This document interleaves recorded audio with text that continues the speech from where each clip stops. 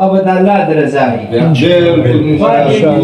ديري ترى شيء وزمن دي شو أسكيد اللي عليه. السرق شيء وأسكيد يا يا خبو وأسكيد. لا بالله لكنه مقايسة بس مثلا ملعون.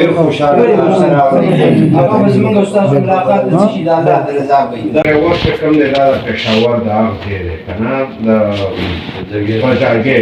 داغ زیره تاسو دلتا یې آخر لکه دا څه پېژندل چې څوک دی یا څنګه دا څه ته تاڼه کې او دا لیور د کوم ځای دی؟ دا پېښور دی. پېښور کې دا او چرګانو غاړي داسې خبره ده چې دا یې لکه بنو ته مخکې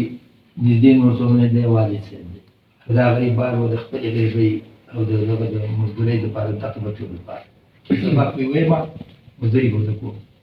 او یو دا خو چې څه به ویله هغه به بل ځل به ورته ګرځولي او هغوی به بل ځای چې نږدې ته دی راغی دا پلار بیمار ډاکټر درته دی دی پلار که نه هغه زمونږ لکه چې کله ځینې دغه یې مونږ هغه ته واجبات پېښ او کار یې پېښ ټول مشري خبره اتره مونږ هغه کوي نو هغه له راغی ویل کاکا تر کاکا ما له پیسې راکړې هغه جیب ته لاس کړه هغه د ترې د پیسې ورکړې دا سربني وظیفې دغه شی نه اخلم بل زمونږ هلته راغی زمونږ کور کې دغه هغوی ته ویل ما له پیسې راکړې دا 15,000 د هغوی نه واخیستې داسې واجبه ونده انسان و نو هغه ټولې په ملګرو خرڅه کړې ټولې په ملګرو خرڅه کړې دا د بهار و داسې خبره ده زمونږ د هغه څه نشته دښمني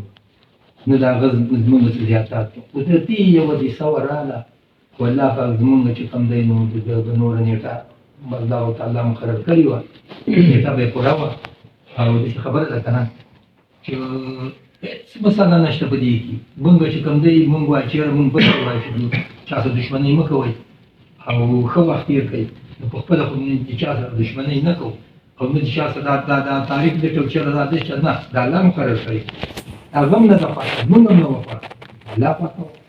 الله ورته وراله وه یوه کیسه وراله تېره شوه خبره نه ده داسې خبره ده یو خبره ده که نه یوه خبره چې ته به بیا دغه وجه که نور مونږ د الله طرفه چې کوم شی مقرر دی که نه هغه بدلېږي نه صرف دا یو خبره د دې چې کوم هسې د دې سړي دا کوم ډریور دی د ده صرف انکوایري به مونږ کوو لکه زموږ خو دا مطلب چې دا د خلک دی په تیجان کې د خوا او شا کې دی چې دا واه جوی ما ته خبره مې وکړه نه صحیح ده صحیح سم ته نشي نه نه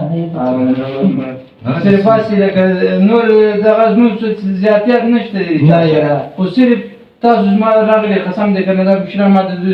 خپل پلار په شین کړه او دا کوم مشران چې دا ما د خپل وروڼو په شین کړه